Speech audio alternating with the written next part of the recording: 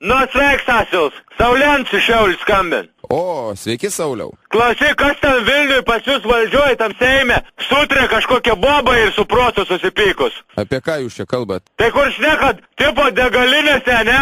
Nepardavinės nuo 7 vakarą alkoholį alaus iš napsa. Nu tai gerai, tai vairuotojai mažiau gers, mažiau avarijų bus. Ko tu čia nusišneka, jau visai nuprotėjai? Kas neger, tas neger, o kas geri, tas įgers.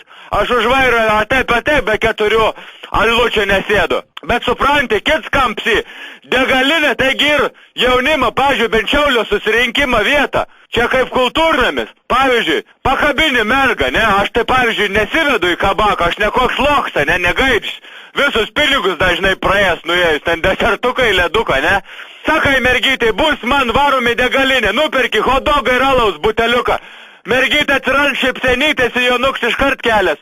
Sėdi į krekždį, pavažiuoju Šiaulių kur nors prie Bubių ežerą. Super, nu.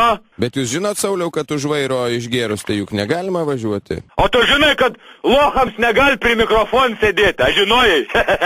Gaidžiuk, ką čia dauninė atsisėdis? Tai čia tas pats, kas tipo, kad avarijų būtų mažiau, tai nuo 7 vakar degalinėse benzinų neprekiauta, ne?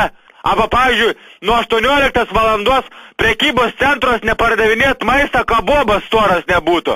A tu biški įkerti? Juk klausykit, lokeliai, juk degalinė ir iš 2 žodžių, ne, degalai ir alinė, ne, kur alusija, ne. Tai degalinė, be alaus tas pats, kas kavinė be kavos. Auta jūs, nieko nesuprantat.